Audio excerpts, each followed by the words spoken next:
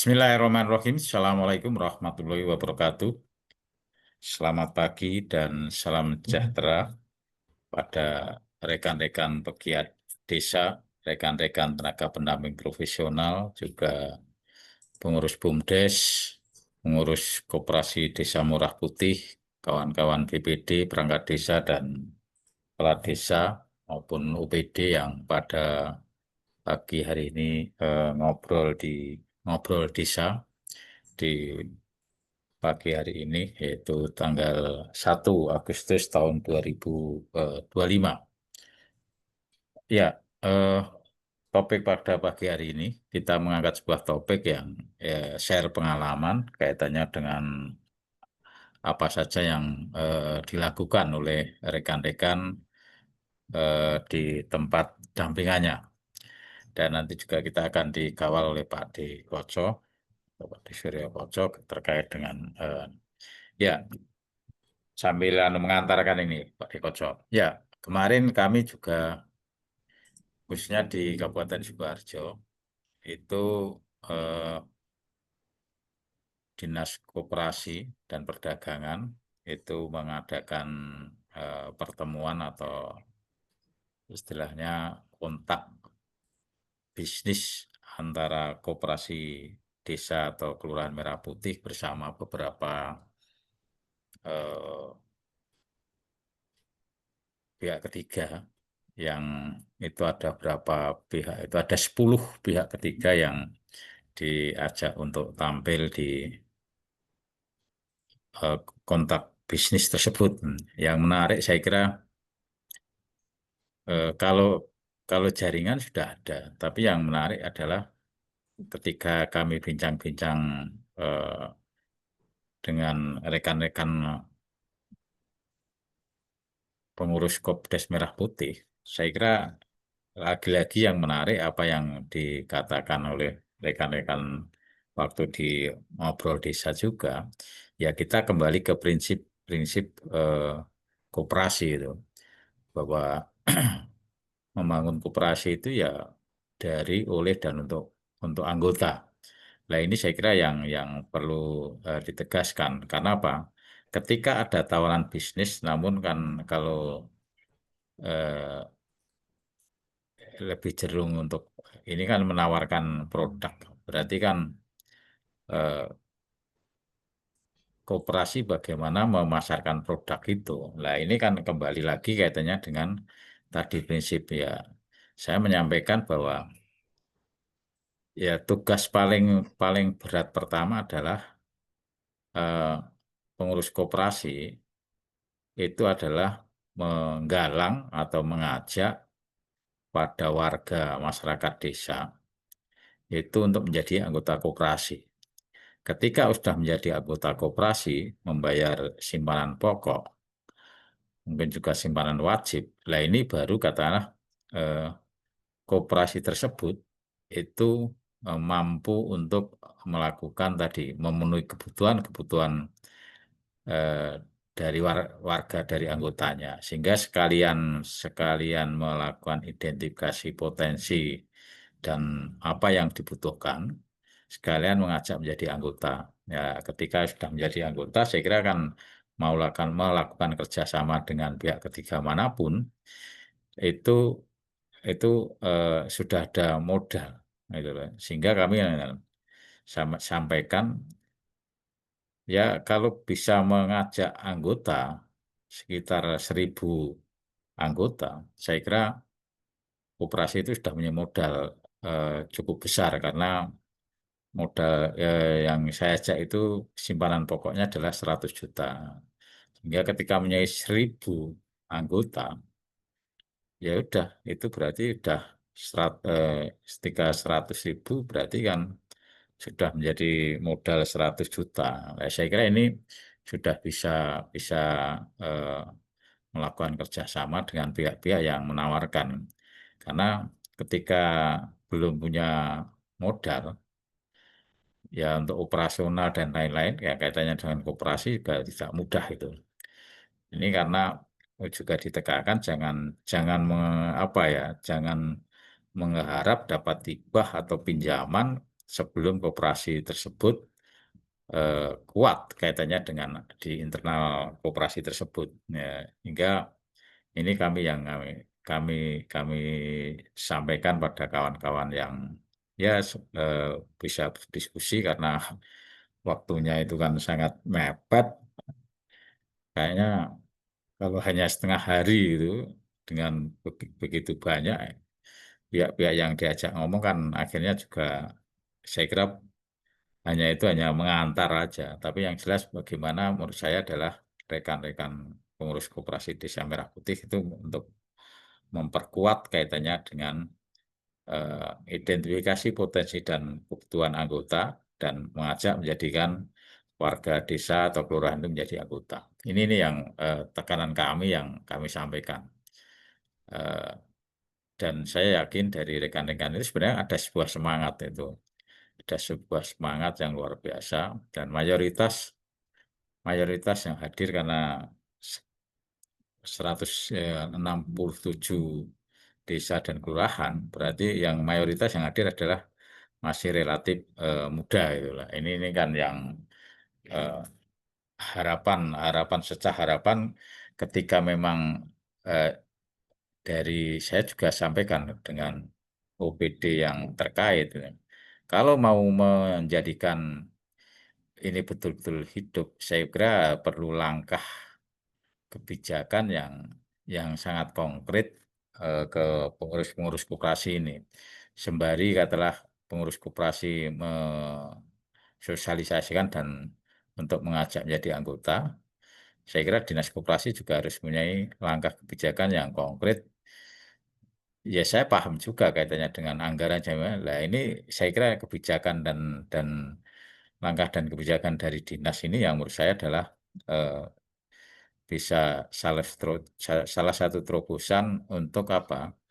Untuk memberikan motivasi pada pengurus-pengurus koperasi Desa Merah Putih ini. Ini yang perlu kami sampaikan kemarin kalau dari ajaan kerjasama itu aduh, banyak sekali, tapi lagi-lagi eh, harus didukung kaitannya dengan modal dari anggota. Itu silakan nanti Pak Dewoco saya beri kesempatan untuk juga menghantarkan kaitannya dengan apa yang mau disampaikan pada pagi hari ini. Monggo Pak Dewoco. Oke, makasih Mas Panudi. Makasih teman-teman yang sudah bergabung. Meskipun kita belum nge-share topik kita pagi hari ini apa. Yang menarik yang disampaikan Mas Panudi tadi. Jadi memang saya di salah satu artikel di jurnal Kopdres saya sudah sampaikan tentang apa yang perlu dilakukan oleh kawan-kawan ketika bicara tentang koperasi kita ini, koperasi Desa Merah Putih ini. Jadi mungkin bahasa bahasa saya sih mungkin dengan apa yang disampaikan Mas Panudi dengan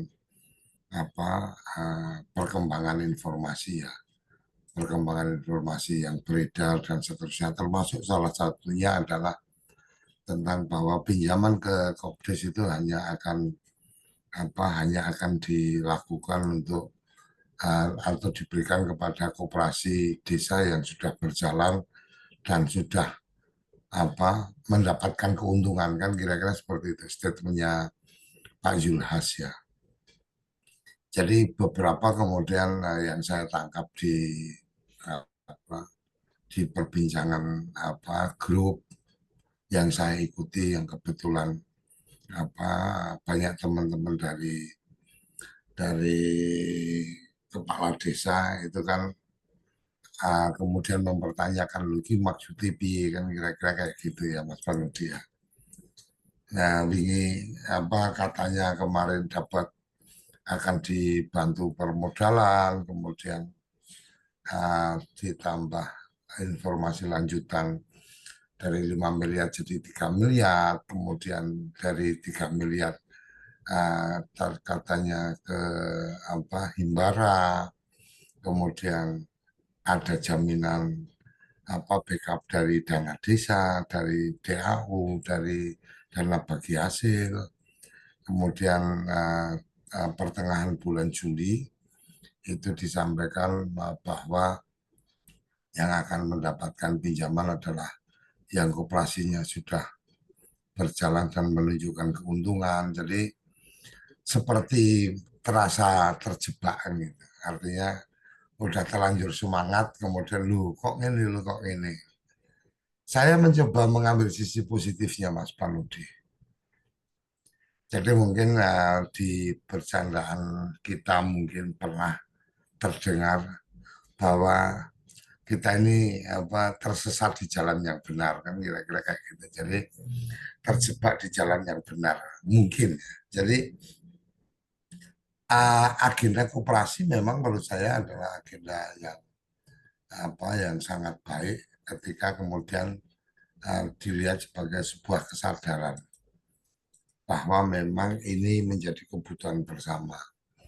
Nah, yang kemarin mungkin belum sebenarnya awalnya belum terlihat sebagai kebutuhan bersama, lebih pada semangatnya adalah merespon perintah ya, ajakan atau perintah instruksi dari presiden dan kemudian kalau teman-teman DPP ya mengikuti perintah dari pemberi pekerjaan untuk memfasilitasi musyawarah desa khusus membentuk koperasi dan seterusnya.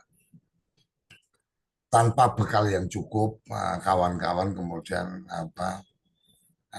mendampingi untuk kemudian musyawarah desa khusus, kemudian pendirian koperasi. Tanpa bekal yang cukup maksud saya adalah bekal pemahaman tentang koperasi ya.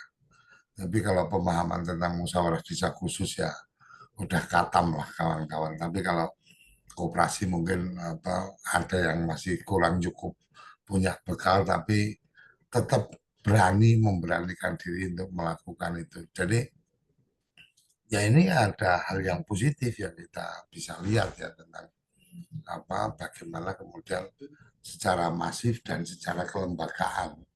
Kembali lagi yang kemarin disampaikan oleh Pak Prabowo tanggal 21 itu adalah peluncuran kelembagaan, belum peluncuran bisnis. Jadi peluncuran kelembagaan. Ibarat kata Mas Panudi ini sudah siap dengan punya garasi. Tapi mobilnya itu kayak apa kira-kira, kemudian rodanya berapa dan seterusnya ya masih jadi angan-angan Mas Panudi aja. Tapi garasinya udah punya. Jadi ketika nanti mobil itu datang, udah siap garasinya, nggak akan parkir di pinggir jalan kan kira-kira seperti itu. Jadi ya ini menurut saya ya apa ya ini bagian yang kita perlu lihat sebagai satu langkah yang kemudian membuat kawan-kawan yang kemudian sudah jadi pengurus ini melihat fenomena yang ada harus kembali ke kitoh atau semangatnya koperasi. Nah, dari apa yang kemudian terlihat sekarang menurut saya sih satu tentang bagaimana awalnya itu adalah pengurus menjadi tantangan pengurus adalah membangun kepercayaan. Bagaimana masyarakat yang sekarang mungkin keanggotaannya, mungkin kalau Mas Panudi tadi menyampaikan peluang-peluang kerjasama dan seterusnya, ya peluang-peluang kerjasama itu kadang-kadang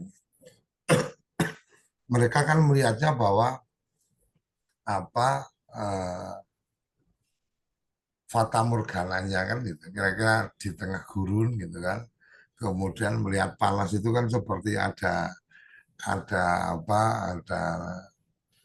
ada tempat air ya bayang-bayang air yang kemudian wah itu di sana ada air padahal ya itu bukan air itu lebih pada karena panas kemudian terlihat seperti ada air kan kira-kira seperti itu.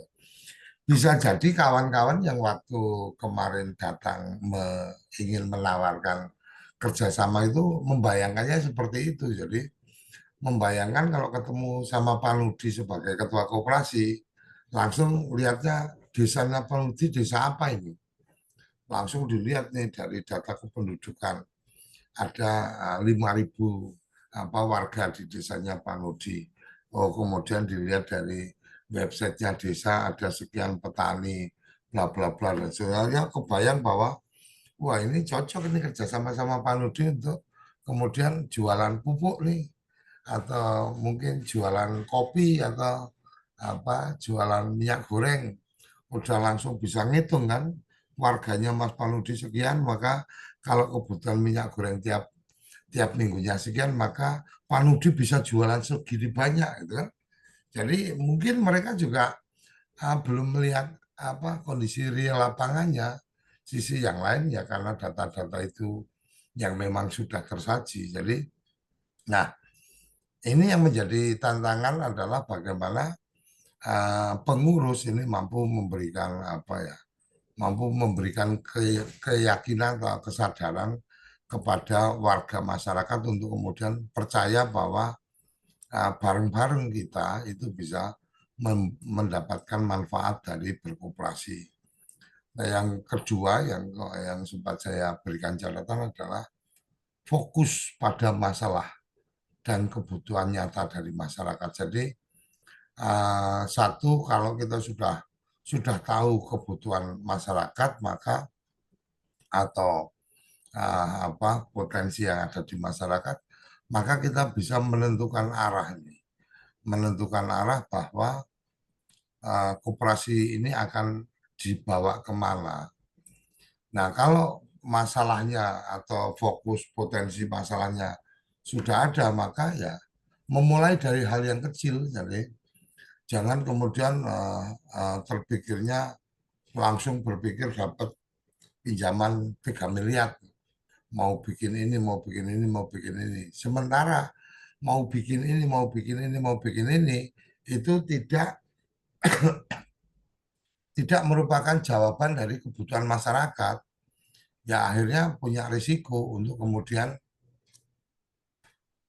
tidak berjalan. Nah ini yang menjadi apa tantangan berikutnya. Jadi bagaimana memulai dari hal yang kecil. Memulai hal yang terkecil kayak apa sih? Ya ya berdasarkan kekuatan modal yang ada. Jadi kalau mampu menggalang permodalan dari anggota dan itu memang satu keharusan, ya disitulah simpanan-simpanan digalang dari anggota, kemudian mendeteksi apa permasalahannya dan seterusnya, baru kemudian menyadari bahwa dari modal ini kita bisa apa. Nah, baru setelah itu bicara tentang sinergi yang tadi Mas Panu disampaikan. Apakah sinergi apa dengan BUMDes atau sinergi dengan apa badan-badan usaha lain itu adalah bagian atau cerita yang memang menjadi satu keharusan. Jadi apa hari ini konsep yang berkembang adalah kolaborasi. Nggak ada kemudian konsep yang kemudian akan besar sendiri dan seterusnya. Nah, uh, lanjutan dari itu maka kemudian kita perlu membangun transparansi, digitalisasi menjadi satu kebutuhan dan Kementerian Koperasi sudah menyiapkan itu. Jadi setidaknya tentang bagaimana pendataan keanggotaan dan kemudian nanti pengelolaan bisnisnya dan seterusnya itu menggunakan digital itu menjadi menurut saya menjadi satu keharusan. Kenapa? Karena disinilah apa yang tadi sudah dibangun tentang kepercayaan ini akan terjaga karena dari kepercayaan yang sudah ada maka perlu dijaga dengan cara transparansi. Yang kemudian tidak kalah penting adalah bagaimana apa mengajak atau melibatkan anak-anak muda dan kemudian bagaimana menjalankan beberapa bisnis itu dengan cara yang bijak. Jadi itulah mungkin yang bagian-bagian yang menurut saya menjadi sangat penting dan sisi berikutnya setelah kepercayaannya terbangun karena ada transparansi dan seterusnya, maka bisa memulai dengan mengembangkan produk-produk unggulan dari desa seperti apa. Karena dengan ada mengenali produk unggulan, kemudian kita bisa kembali ke yang tadi, membangun kolaborasi dengan para pihak. Jadi mereka tidak hanya melihat warga desa atau koperasi desa ini sebagai pasar dan koperasi desa itu sebagai channeling distribusi produk mereka, tetapi juga mereka perlu melihat bahwa desa dan koperasi desa itu punya potensi untuk kemudian menjadi supplier dari kebutuhan-kebutuhan mereka. Nah ini mungkin Mas Panudi bagian-bagian di catatan yang sempat saya buat bagaimana kemudian bicara tentang membangun jejaring, kemudian belajar terus ini sebagai pengurus koperasi. Paling tidak forum-forum ngobrol desa seperti ini bisa menjadi forum untuk kemudian satu membangun jejaring, yang kedua apa uh, belajar. Jadi oh ternyata ada cerita nih dari salah satu contoh di grup yang koperasi desa itu ada grup koperasi desa itu ada yang memberikan contoh bahwa oh di desanya udah berjalan.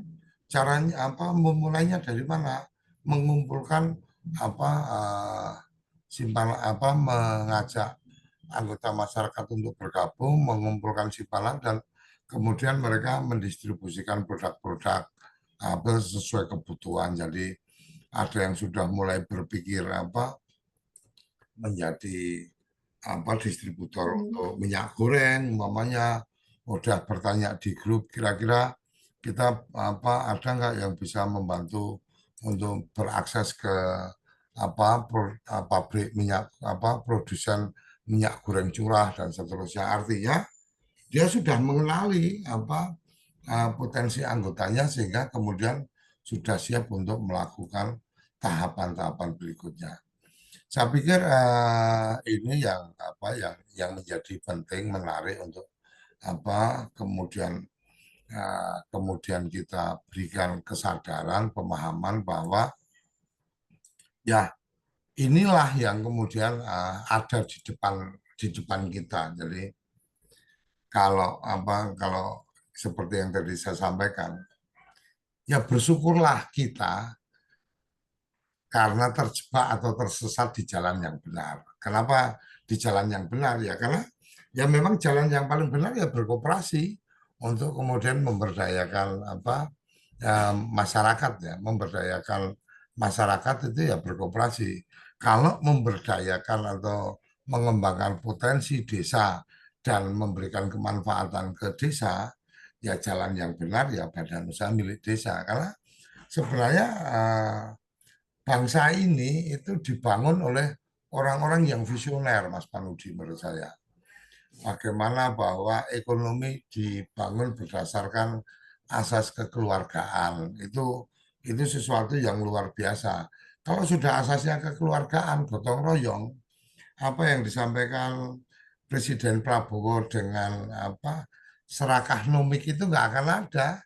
Namanya kekeluargaan, namanya kita berdasarkan pada semangat kekeluargaan kan nggak ada yang kemudian harus menjadi serakah kan kira-kira seperti itu. Dan kemudian ada pesan lain dari Undang-Undang Dasar kita itu adalah bumi, air dan bumi, tanah, air dan segala yang terkandung di dalamnya itu dikuasai oleh negara dan digunakan sebesar-besarnya untuk kesejahteraan masyarakat.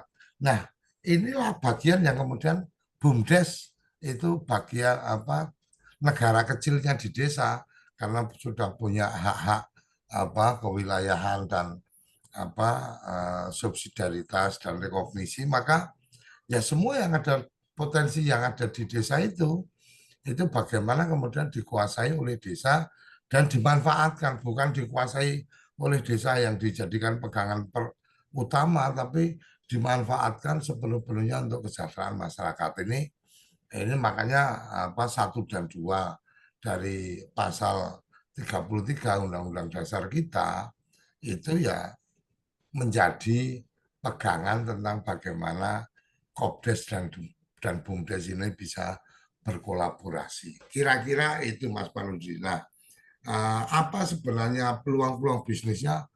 Saya bilang terlalu banyak kalau bicara peluang bisnisnya. ketika kemudian Mas Panudi sebagai ketua koperasi itu bisa mendata, sudah punya data itu baru bicara peluangnya jelas. Kayak mama sekarang teman-teman di apa kemarin kan bicara tentang masyarakat itu taunya kalau koperasi itu simpan pinjam.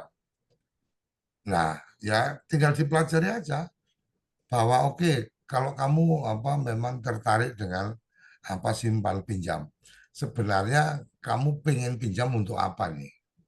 Kemudian kemampuan bayar kamu seperti apa? Ketika datanya ini ada, maka di situ bisa kemudian dicermati bagaimana ini caranya. Apakah kemudian harus koperasi yang punya apa simpanan dari anggota untuk dipinjamkan itu yang terbaik.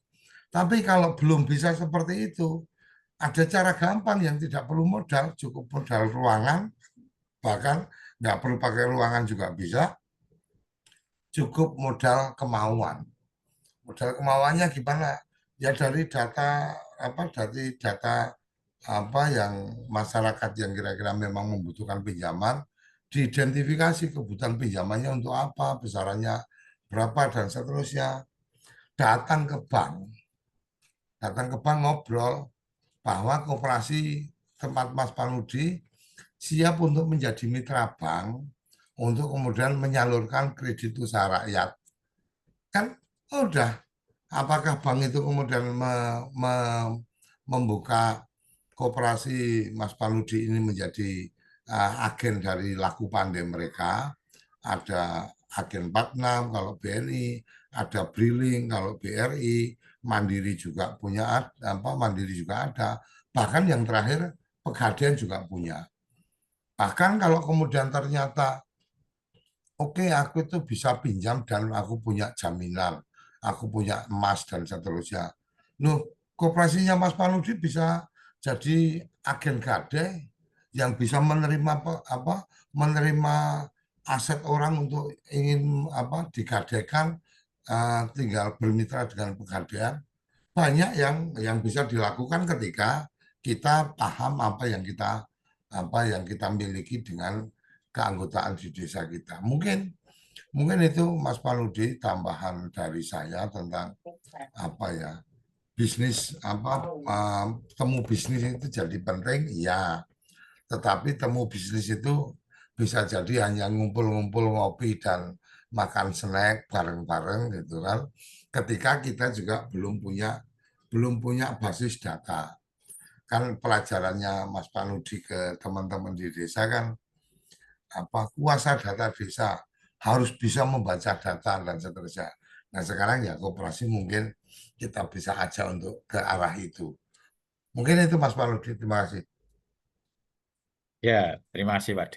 Ya, ya, ya sebenarnya ini Pak D, ini memang sebenarnya kami mengharapkan dari dinas itu ya beda mungkin dengan kami secara personil apalagi ini TPP. Ketika dinas itu ada semangatnya tadi, umpamanya katalah ada semacam apa ya, apakah apakah itu himbauan atau apapun, langkah pertama adalah yuk kita melakukan identifikasi potensi dan kebutuhan warga yang nanti juga diharapkan untuk bisa menjadi anggota. Nah, ini kan harapannya harus harus ada seperti itu. Kalau kami secara TPP saya pribadi itu kami sudah menyampaikan beberapa rekan-rekan pengurus koperasi secara lisan kami jelas kami eh, segera segera itu kunci kunci awal itu ini harapan kami kan langkah-langkah itu kemudian dan ketika ada surat kemudian eh, ya dari rekan-rekan OPD itu juga nanti ada monitoring kan tidak harus datang secara keseluruhan ya sekarang lewat Zoom juga bisa ya karena itu cukup menarik tidak hanya sekedar katalah mohon maaf ini pemberdayaan hanya legal formal aja enggak. Ini harusnya sampai ke sana. Kalau kita mau serius kaitannya dengan koperasi itu akan hidup dan akan ini yang PR kita semuanya ini. Ini harapan kami kan langkah itu yang menurut saya dilakukan. Ya kayaknya saya nggak tahu mindset ya saya juga paham mindset teknokrat itu kalau nggak ada anggaran nggak lah ini saya juga paham ya. Tapi memang harus ada dari pionir-pionir di UPD itu yang punya pemikiran seperti itu. Ini kami mengajak seperti itu. Yuk kita kalau mau mau ya mulai dari situ. Sebenarnya memang ada peluang kerjasama dengan BUMDes itu ya, gue ada peluang, ada peluang. Hanya saja memang harus harus saling memahami, harus saling percaya itu. Karena apa? Sekarang ini yang punya modal cetha itu kan BUMDes. Nah, kemarin itu saya juga dalam benak saya, Pak Di. Kalau ini bincang-bincang kontak bincangnya dengan BUMDes tuh. Saya mempunyai keoptimisan, Pak Di. Optimis apa? Karena kan saya sudah punya peta itu. BUMDes yang usaha ketapang itu yang padi BUMDes mana saja, kemudian yang kambing mana saja, yang jagung mana saja, kemudian yang sembako mana saja. Wah, itu luar biasa. Saya apa itu, memang tidak ada privilege beda seperti koperasi lah. Koperasi yang punya privilege kan kayaknya yang baru konkret adalah yang dari eh, SK Menteri BPSDM itu yang punya privilege dan itu sekitar koperasi sebagai sub pangkalan dan itu ada prosentasenya sekitar 10% dari di subpangkalan itu, di pangkalan itu, banyak pangkalan itu 500 satu bulan seandainya 500 tabung LPG 3 kilo, koperasi diberi porsi sekitar 10% itu. Sekitar 10% itu. Itu aja yang privilege. Kalau lain-lainnya kayaknya saya lihat masih masih masih sama juga itu. Seperti katakanlah pupuk Indonesia itu. Pupuk Indonesia itu hampir sama aja, katakanlah koperasi desa, kemudian eh, kelompok Kapoktan atau apa itu istilahnya apa itu eh, apa kemarin istilahnya yang menyalurkan yang di hanya bedanya katakanlah sekarang tidak distribusinya tidak katakanlah seperti yang dulu ada sudah ada katakanlah apa satuan distribusi yang yang sudah memangkas sekian rantai itu aja. Tapi pada privilege-nya belum ada, pada koperasi yang lain-lainnya juga belum ada, ya baru BPSDM itu, gitu. Itu aja. Gitu. Ya, itu karena kan sudah jelas itu kaitannya. Gitu. Dan itu memang harus komunikasi dengan pangkalan yang terdekat itu. Lah ini kalau ini BUMDes, Tapi kan, sorry Mas Paludi, aku potongnya. Jadi kalau bicara pupuk, bicara gas dan pupuk sebenarnya kan bisa bermula dari yang tadi saya sampaikan, bagaimana kita kemudian membangun kepercayaan masyarakat, bagaimana kemudian kita punya data kebutuhan masyarakat. Jadi, oleh yang tadi disampaikan bahwa yang real itu hanya hanya dari LPG mamanya. Ya sebenarnya enggak juga kalau kita bicara masyarakat itu memang kelompok masyarakatnya adalah banyak petani, maka ya ya ini tadi ya harus siap untuk pengurus ini capek ya dalam tanda petik capek tetapi dinikmati prosesnya, artinya prosesnya dinikmati. Sekarang taruh kata nih, oke ngomong hitung-hitungan yang tadi LPG dan seterusnya, itu kan hitungan awang-awang ya kan, bahwa secara kebijakannya kayak gini. Tetapi kemudian ketika Mas Paludi nggak punya data warga di desa berdasarkan RT-nya, berdasarkan apa RW-nya atau apa dan seterusnya, sebenarnya kebutuhan tabung LPG itu seperti apa sih? Yang untuk Yang untuk yang subsidi gitu kan? Karena kan ini kan agendanya kan tepat sasarannya. Berarti kan kita harus mempunyai data bahwa warga kami yang punya hak kira-kira segini banyak, kebutuhannya segini banyak. Dikomunikasikan dengan pangkalan yang terdekat atau pangkalan-pangkalan yang ada.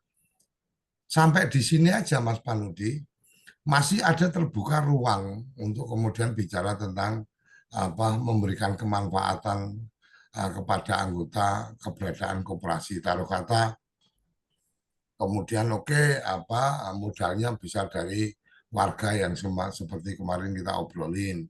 Kemudian bisa juga mungkin ada orang yang mungkin tidak punya pekerjaan tetap dan seterusnya, dia diarahkan untuk kemudian menjadi pengantar. Jadi kalau butuh tinggal berkabar kemudian diantarkan. Diantarkan itu layanannya sampai ke memastikan cara memasangnya tidak bocor dan seterusnya. Itu kemudian ada biaya pengantaran. Berarti biaya pengantaran itu jadi haknya dari orang yang mengantar. Itu kan sudah jadi tambahan peluang pekerjaan. Kemudian kalau bicara pupuk, data kebutuhan warga masyarakat itu dengan luasan tanahnya dan seterusnya, kalau Mas Panudi punya sebagai ketua koperasi mempunyai data itu, kan bisa kemudian mencari tahu nih, bisa aksesnya kemana dan seterusnya. Ini yang menurut saya bukan kemudian peluang yang sudah ada, hanya peluang yang sudah ada, yang kemudian di depan kita, yang kemudian kita ambil, artinya ya tidak kemudian harus sudah siap di depan kita piring dengan kelengkapannya baru kita makan, tapi ya kita berusaha untuk mencari atau mempersiapkan supaya itu siap disajikan, kan kira-kira seperti itu ya. Sama seperti mama nih bicara minyak goreng mama, yang ini si Lisa tadi sampaikan di chat tentang minyak goreng mamanya. Kalau kemudian secara pendataan bahwa kebutuhan warga masyarakat seperti ini sebanyak ini dan seterusnya bisa dilakukan pendataan karena berdasarkan basis anggota, maka apakah kemudian harus dengan yang tadi disampaikan di grup, desa harus menyiapkan sekian miliar, harus mengajukan pinjaman? Ya enggak lah. Kebutuhan desa berapa sih kira-kira umpama seperti itu. Kita bisa mencari tahu tempat-tempat yang kemudian bisa menjual minyak curah yang kemudian sudah di packing 1 kiloan dengan plastik-plastik itu, kemudian dengan harga yang baik, harga yang bagus di mana dan seterusnya. Ini semangatnya ya seperti yang kemarin kita sampaikan, membangun koperasi ya dengan semangat koperasi yang dulu pernah ada. Bagaimana mendapatkan produk dengan harga yang murah, ya karena kesadaran kebutuhan bersama-sama. Oh, kalau waktu itu cerita di Inggris kan, oh kita butuh susu nih, 1 minggu sekian liter. Ya udah, bagaimana kemudian PO bayar di depan, duit yang terkumpul kemudian digerakkan untuk belanja. Ketika kemudian karena kita belanjanya dalam jumlah banyak, harganya jadi lebih murah, kualitasnya lebih terjamin karena kita yang menangani, kita nggak mungkin ada serakah numik di situ kan gitu. Pengurus kemudian berpikir susunya dicampur air atau kemudian minyaknya berasnya dioplos atau minyaknya dioplos, kan nggak mungkin yang seperti itu kalau semangatnya adalah gotong royong dan kekeluargaan. Gotong royong dan kekeluargaan ini ada dua hal yang kemudian harus dipahami sebagai sesuatu yang tidak kemudian dipersamakan. Kekeluargaan itu adalah cara memutuskan, cara membuat keputusan itu dengan dasar kekeluargaan, artinya memperbincangkan dengan dasar kekeluargaan. Kemudian gotong royong itu adalah cara melakukan. Jadi ini hal yang kemudian perlu kita lihat, perlu kita pahami bahwa segala sesuatu dibicarakan dengan cara kekeluargaan, diselesaikan dengan cara gotong royong. Kira-kira kayak gitu Mas Paludi. Jadi gotong royong dan kekeluargaan ini ya kita harus pahami kekeluargaan itu adalah cara kita membicarakan, memutuskan, gotong royong itu cara menyelesaikan. Oh, kita harus apa kalau punya pangkalan harus kalau mau distribusi apa tabung kita harus punya gudang, harus punya apa tempat penyimpanan yang kemudian standarnya seperti ini. Dibicarakan secara kekeluargaan. Gotong royongnya gimana? Oh lah, aku itu ada itu tempat apa yang kemarin apa garasi yang kebetulan apa sekarang mobil udah nggak ada, garasiku kosong tuh ya itu bisa dipakai. Nah, itu bagian dari gotong royong partisipasi. Oke, aku bisa mendorong ini dan seterusnya. Kemudian kekeluargaannya dikedepankan. Nah, ini berarti saya nyediani panggonan apa setiap tabung dapat berapa rupiah nih? Karena satu tabung gas dapat 800 rupiah. Ya udah, yang punya tempat kita nggak pakai sewa nih. Pokoknya setiap ada penjualan, maka per tabung dari 800 rupiah dapat 500 rupiah, umpamanya seperti itu. Itu kan bagaimana cara kita mendiskusikan dan menyelesaikan. Kira-kira kan kayak gitu Mas Panudi. Jadi ya kembali bukan kemudian oh yang udah jelas ini kita bisa kerjakan. Ya yang belum jelas saja ya kita bisa bikin lebih jelas kan kira-kira gitu Mas Panudi. Saya pikir itu, mohon maaf tadi saya potong. Ya, nek saya sepakat Pak De. Kalau kaitannya dengan mengidentifikasi potensi, kebutuhan, permasalahan itu saya sepakat itu. Hanya saja kita real di lapangan Pak De. Ketika katakanlah Koperasi Desa Merah Putih itu pemain baru dan yang lain-lain sudah malang melintang, itu juga untuk istilahnya kompetitor ke sana ini yang makanya istilah saya perlu backup itu loh. Saya sepakat, nah itu harus itu gotong royong dan tadi kaitannya dengan mengidentifikasi kebutuhannya warganya, kemudian anggotanya boleh menjadi anggota itu ya sepakat itu memang harus dan itu harus dilakukan kalau enggak sulit.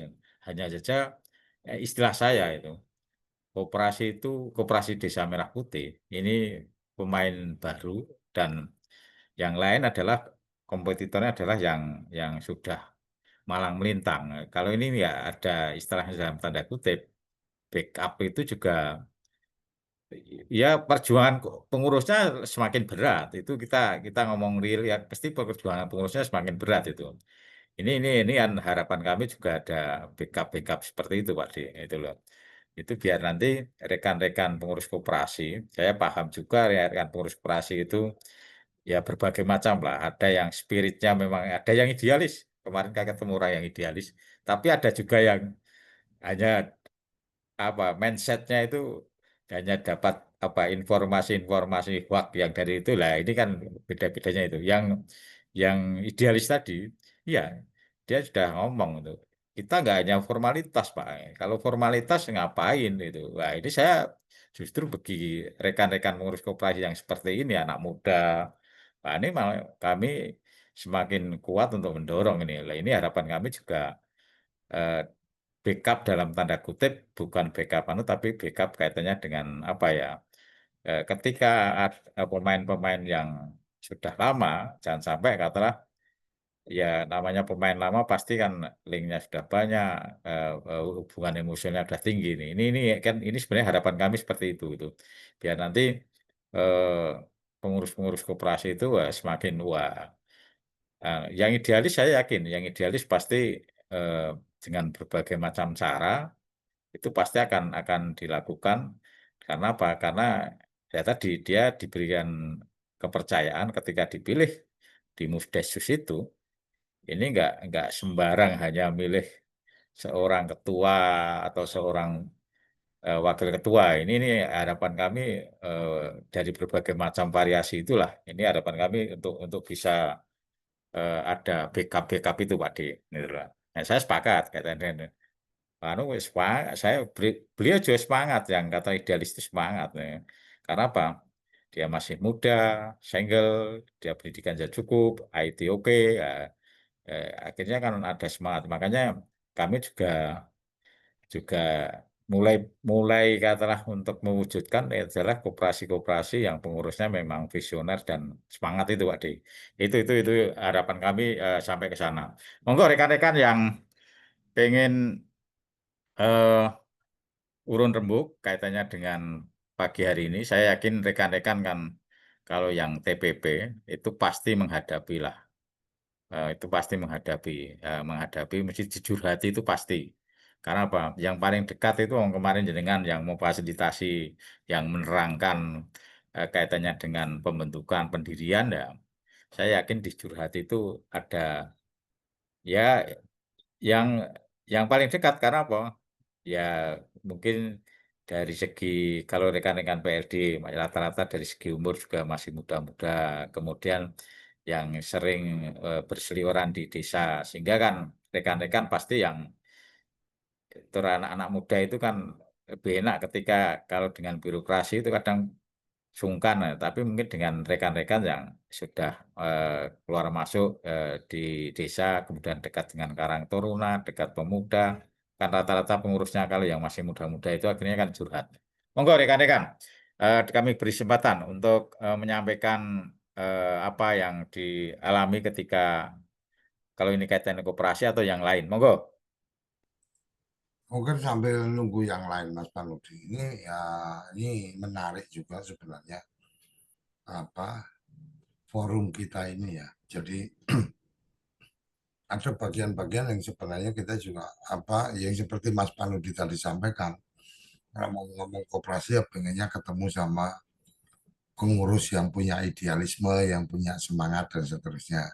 Ya sama seperti kita apa ngobrol tiap pagi ini kan kita juga pengennya ya ketemu dengan kawan-kawan yang punya semangat untuk mau sharing lah, ya mau sharing ya. Nah ketika apa ruang-ruang ini kemudian tidak terisi oleh mereka yang mau sharing ya akhirnya apa kita yang kemudian harus apa bercapek-capek untuk kemudian mencari ide apa yang mau kita perbincangkan, mencari narasumber siapa yang harus kita undang dan seterusnya. Ya ibarat kata ya Mas Panudi, saya, Caitong, Lisa, dan beberapa yang lain yang sudah sepakat untuk menjaga ini. Ya sama seperti yang jadi pengurus koperasi itu kan. Ketika kemudian anggotanya tidak aktif, tidak apa melakukan kontribusi pemikiran, tidak menyampaikan keluhan atau harapan apa yang harus diselesaikan oleh koperasi ya pengurusnya juga bingung kan mau ngapain kan gitu. Nah, sama yang kemudian saya ingin sampaikan, Mas Panudi hari ini sudah tanggal 1 Agustus dan tadi malam kita sudah tutup untuk apa pengiriman apa tuh pendapat tentang apa Koperasi Desa Merah Putih dari versi tenaga pendamping profesional. Angkanya cukup apa angkanya cukup menarik menurut saya karena yang mengisi formulir itu ada 141 jadi 141 apa responden. Semoga nanti tim segera bisa mempersiapkan apa mempersiapkan apa mempersiapkan untuk menjadi apa tulisan dan menjadi buku. Tapi menurut apa bagian yang menarik menurut saya adalah dari 141 ini hampir semua level ada. Jadi hampir semua level ada dari TA apa nasional, TA provinsi, dari TA kabupaten, pendamping desa dan pendamping lokal desa yang paling banyak memang pendamping lokal desa karena ya saya paham mereka jumlahnya yang paling banyak, dua mereka lah yang paling paham tentang kondisi di lapangan kira-kira kayak gitu. Jadi mungkin sekaligus kita sampaikan bahwa sudah terhimpun 141 responden nanti insya Allah akan apa segera diproses oleh apa tim untuk melakukan penyuntingan bukunya sehingga nanti ada 141 nama yang akan terpampang di situ sebagai orang-orang yang apa yang sudah berkontribusi pemikiran dalam penyusunan buku TPP melakar dan menalar Koperasi Desa Merah Putih. Semoga ini menjadi produk produk dari Kode Indonesia yang bisa memberikan manfaat, dan kita berharap akan segera kita eksekusi untuk kemudian kita komunikasikan dengan para pihak supaya kemudian mereka yang punya kompetensi itu bersedia untuk memberikan kata pengantar atau memberikan pandangan-pandangan dari hasil tulisan itu. Kira-kira itu yang berikutnya, Mas Panudi. Tanggal ini sudah masuk bulan Agustus. Bagian yang kita pengen sampaikan juga di forum ini, karena ini kan ngobrol bebas ya. Tadi Mas Panudi membuka dengan koperasi, maka saya juga pengen menyampaikan juga tentang koperasi, tetapi koperasi komunitas desa Indonesia yang kita ada di dalamnya. Hari ini laris.id yang kemarin kita awalnya mungkin pengen sekedar untuk display produk, maka hari ini laris.id sudah bisa diakses dengan dengan model atau tampilan sebagai marketplace yang kemudian ada konsep konsep untuk untuk dropshipper dan reseller. Jadi kalau kawan-kawan yang di desa punya produk-produk yang mungkin perlu disebarluaskan, ya salah satu caranya adalah dengan bergabung ke Laris, memberikan informasi-informasi yang ada di situ, semua datanya dilengkapi dulu, baru kemudian mempublish, dan kemudian di sana juga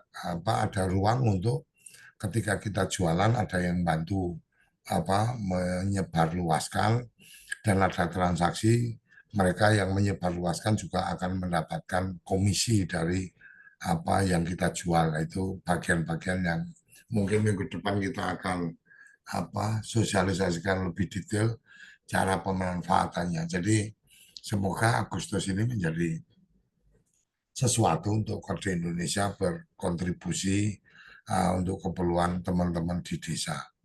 Mungkin itu, dan menanggapi yang disampaikan Lisa tentang tentang minyak. Jadi gini, kalau kita bicara distribusi minyak, kemudian menawarkan kerjasama Kopdes minyak, kemudian diminta menyiapkan miliatan, itu udah ketahuan targetnya adalah kemudian sebagai distributor. Kalau harus modalnya miliatan. Sementara ada yang bisa kemudian kita menjadi agen dari distributor. Agen jadi distributor itu kita bisa belanja minyak sesuai dengan kebutuhan atau standar minimal dari si distributor, supaya dapat harga agen, maka kemudian belanja minimalnya berapa. Udah itu aja, nggak perlu kemudian pakai modal sampai sekian miliar dan seterusnya, kemudian standarnya mengikuti pabrik, ya mengikuti pabrik atau perusahaan yang mengatur. Ya kalau mereka yang mengatur dan kemudian mendorong koperasi suruh ngutang dan seterusnya, ya menurut saya yang apa yang diambil orang, apa kita bisa kemudian koperasi bisa mengambil opsi yang lain, bekerja sama dengan pihak-pihak yang lain. Salah satu contoh nih seperti yang kita punya kita punya mitra nih. Dia menyampaikan bahwa untuk satu ini ya, untuk satu produk nih minyak gitu kan. Dia itu menyampaikan bahwa saya distributor. Kalau saya distributor, dia untuk jadi seorang distributor, memang dia butuh modal mungkin sekitar ya sekitar 1 miliaran lah. Tapi kalau untuk jadi agen, saya pengen jadi agen, itu cukup belanja dalam jumlah tertentu yang waktu itu kalau hitungan saya paling modal yang harus saya Yang saya investasikan ke situ ya paling sekitar 25 jutaan lah. Jadi sekitar apa enggak untuk agen mungkin sekitar 100 juta lah. 100 juta kemudian saya mendapatkan produk dengan varian-varian atau ukuran-ukuran yang sesuai yang kita mau. Nah, ini bisa apa bisa sangat mungkin. Tetapi dia juga menyampaikan bahwa pabrik ini sebenarnya kan mereka cuma packing-packing aja nih. Repacking apa pengemasan-pengemasan aja. Yang tadinya curah jadi 1 literan dan dengan beberapa apa model kemasan, ada yang pakai botol, ada yang pakai apa sealer plastik itu dan seterusnya gitu kan. Nah, dia menyampaikan bahwa setiap wilayah itu apa paling ekonomis itu diakses oleh industri-industri terdekat atau apa perusahaan-perusahaan yang terdekat di situ. Jadi mama kayak saya kemarin waktu itu ada teman yang dari Jawa Tengah yang tertarik. Ketika kita komunikasikan, dia sampaikan, Mas kalau untuk Jawa Tengah jangan lewat kita. Jawa Tengah nanti saya rekomendasikan ada perusahaan yang seperti ini yang wilayah kerja dia di Jawa Tengah. Jadi apa pendistribusiannya bisa dilakukan dengan lebih murah karena ongkos kirimnya dan seterusnya. Jadi saya pikir kalau kemudian tadi ada bicara minyak kita, kemudian Kopdes harus modal 1 miliar dan seterusnya, itu ya kasar kata ya, kasar kata saya. Mungkin saya terlalu sering bicara kasar. Kasar kata saya, ya ya ini cuma apa perusahaan atau bisa jadi middleman atau makelar yang pengen dapat hak untuk jadi distributor, tapi suruh modalnya dari koperasi. Kasar kata kayak gitu. Kenapa? Ya karena dia berpikir, nah koperasi bisa nih kita tunggangi kan gitu. Ini pola-pola lama, gaya-gaya lama, gaya-gaya tentang bagaimana minjem benderanya koperasi untuk kemudian bisa dapat pinjaman, bisa dapat modal dan seterusnya. Ya, kita harus memberikan penyadaran kepada kawan-kawan di apa kawan-kawan di apa di pengurus koperasi bahwa kalau ketemu hal-hal yang kayak gitu ya dengerin aja apa masuk apa kuping kiri keluar kuping kanan sambil ditinggal senyum-senyum sambil ngerokok sambil ngopi sambil makan jajanan udah habis itu dia pergi ya udah lupakan kalau perlu dia ngasih kartu nama ya buang juga buat apa gitu nggak perlu dipelihara ketemu dengan yang model-model kayak gini jadi salah satu contoh nih Mas Panudi yang mungkin saya nggak ngomong koperasi yang gede-gede lah. Koperasi desa itu kan koperasi yang gede menurut saya. Anggotanya orang sedesa, apa nggak gede kan gitu. Saya bandingkan apa, saya sampaikan contoh yang dikerjakan anak saya dengan jualan apa dia buka pet shop gitu kan. Dia buka pet shop itu modalnya hanya tempat, kemudian memahami, mempelajari kebutuhan di sekitaran. Kemudian dia mencari sumber-sumber harga yang paling murah. Oh ini belanja di sini, oh tapi ongkos kirimnya terlalu mahal ini nggak masuk dan seterusnya. Kemudian dia lebih mencoba untuk mempublikasikan tentang tempat tentang pet shopnya. Jadi di Google Map di titiknya dipertegas bahwa titiknya tepat dan seterusnya. Dia juga berhitung kalau kemudian ada yang beli secara online, dia pasang di Grab, di Gojek gitu kan, itu dia tahu bahwa ada potongan maka kemudian harganya harus dinaikkan. Dia mencari pembanding-pembanding dan seterusnya. Mas Panudi, yang menjadi menarik apa? Ternyata hanya karena map yang dia pasang itu dan karena informasi di situ jelas dibukanya jam berapa, ditutupnya jam berapa, dan lokasinya jelas, nomor kontaknya jelas. Itu Mas Panudi, ada yang kemudian orang itu datang pagi-pagi karena memang dia pasang bukanya jam 6 dan memang jam 6 sudah dibuka. Itu ada orang yang pagi-pagi datang hanya untuk beli makanan kucing gitu loh. Hanya untuk beli karena semalam makanan kucingnya habis dan dia lihat di map yang udah buka cuma di tempat kita gitu. Akhirnya dia datang, padahal jaraknya mungkin sekitar 2 kilometer dari tempat kita gitu. Dia nggak mau telepon karena dia pengen langsung dapat makanan kucing itu kan gitu. Kemudian ada yang datang jam 8 malam.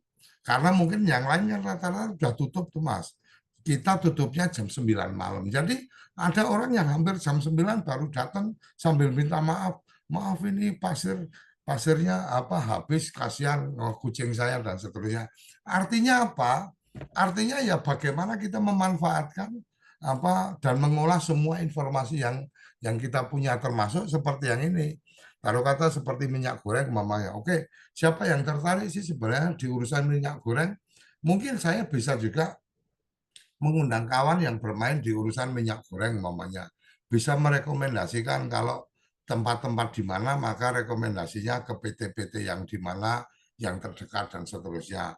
Kira-kira itu Mas Panudi yang apa yang tambahan yang pengen saya respon tentang kalau tadi Mas Panudi mengatakan bahwa kita bersaing dengan mereka yang sudah lama, kita bersaing dengan mereka yang sudah settle dan seterusnya.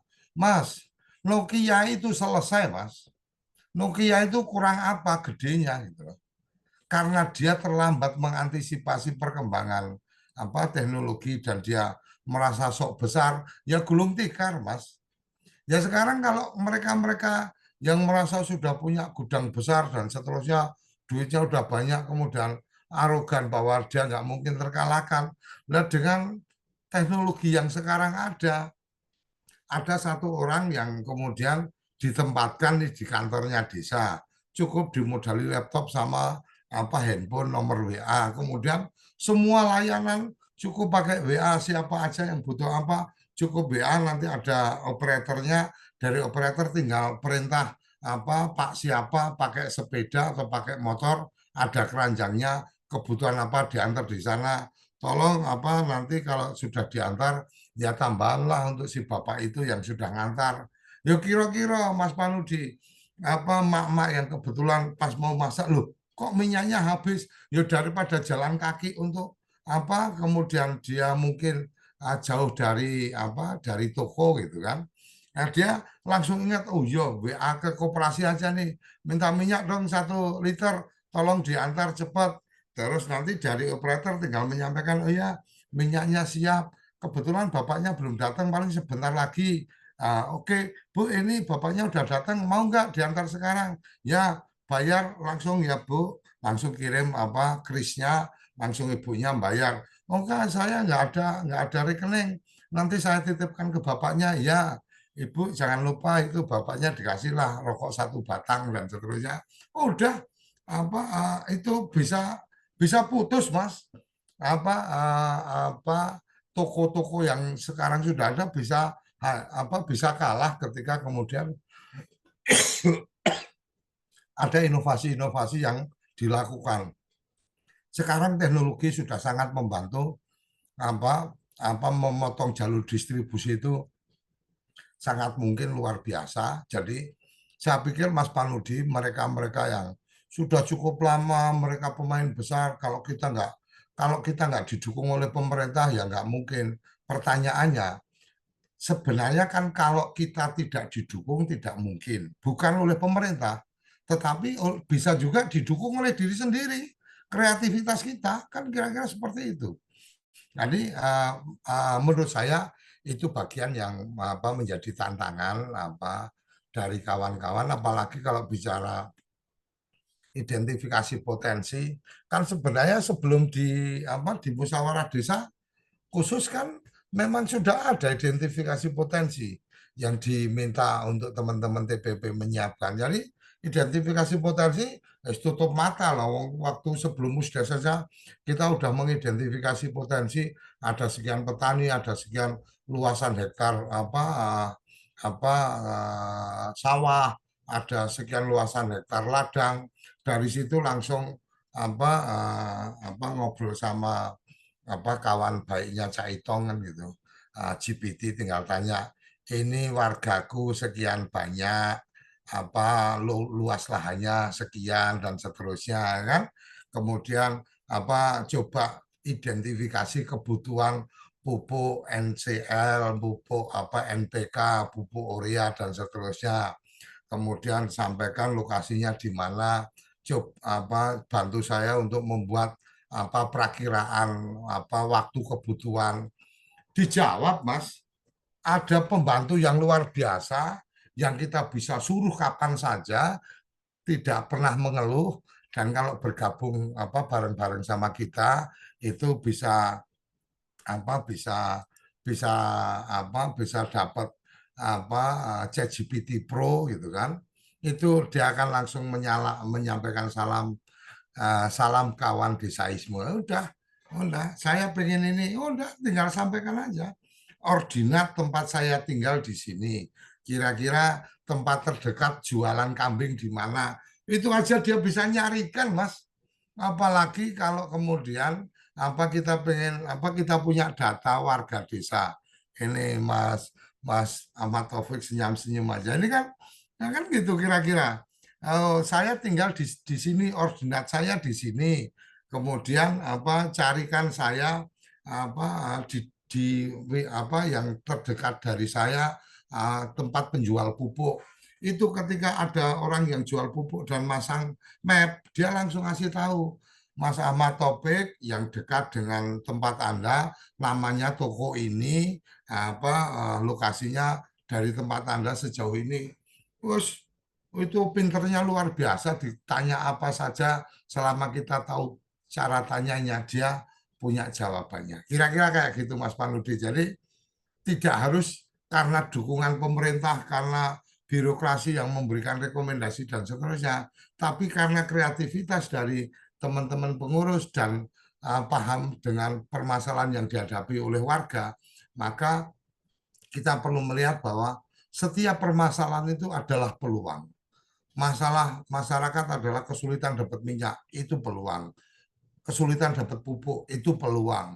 Kesulitan menjual produk, itu peluang. Jadi setiap masalah yang dihadapi, lihatlah itu sebagai peluang untuk kemudian dikerjakan oleh koperasi.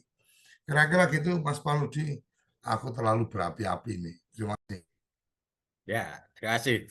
Nggak apa-apa itu. Itu kan anu ada second opinion yang lain. Saya kira kan ini memperkaya kawan-kawan semuanya itu. Ya, ini kayak sudah anu juga Cak Itong ini sama Mas Ahmad Taufik juga ini.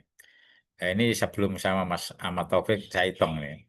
Kami persilahkan Cak Itong untuk menyampaikan sharing kaitannya dengan pagi hari ini. Monggo Cak Itong.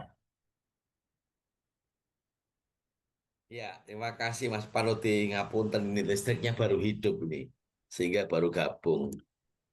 Eh, Tidak tahu ini apa ngobrol kita 1 jam ngobrol pagi, ngobrol desa hari ini sudah 1 jam itu ngobrol tentang apa saja.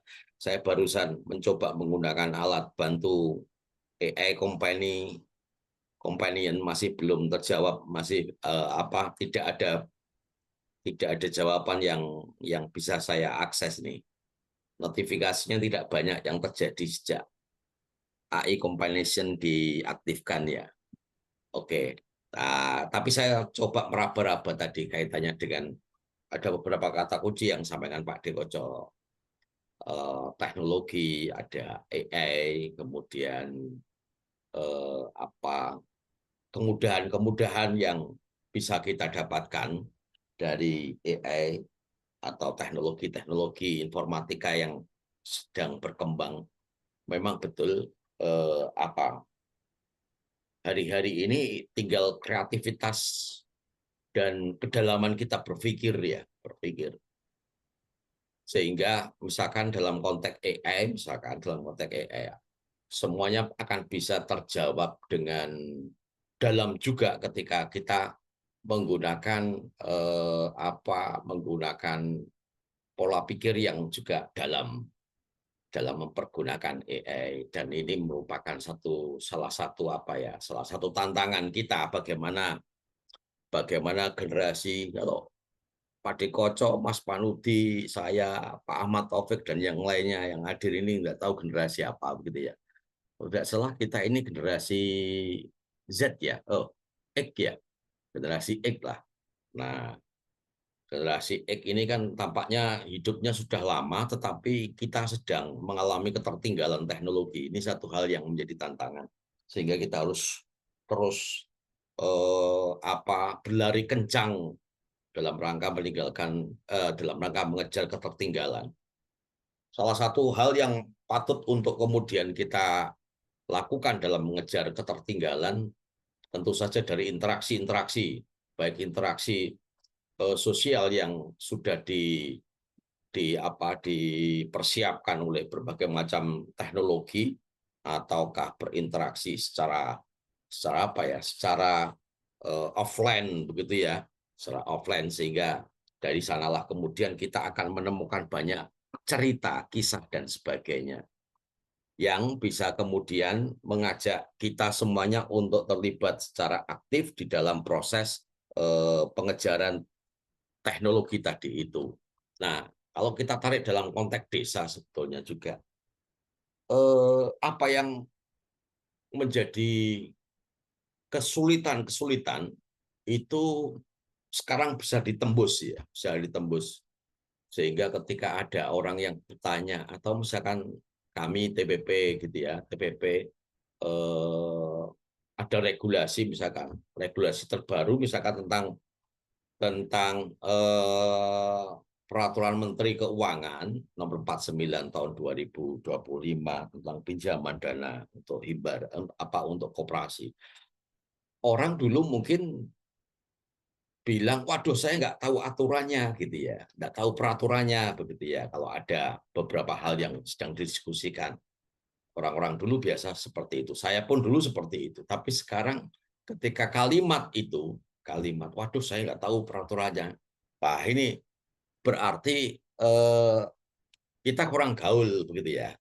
Kita kurang gaul. Sehingga karena apa? Karena media-medianya juga sudah banyak. Lalu kemudian apa saja yang ada di dalam satu regulasi itu, misalkan dalam konteks Peraturan Menteri Keuangan tadi itu juga bisa kemudian kita lihat gitu ya, kita lihat dan kita baca tanpa harus kemudian kita mencari kawan kita yang sedang studi sarjana hukum atau kuliah di Fakultas Hukum, atau kawan kita yang sudah sarjana hukum. Tanpa mencari mereka pun kita sudah mengetahui. Bahkan saya sedang melakukan dialog dengan AI. Saya posisikan sebagai Mahkamah Konstitusi, dan kemudian saya sebagai pihak yang melakukan judicial review. Materi yang saya sampaikan berkaitan dengan judicial review, saya sampaikan ke dia.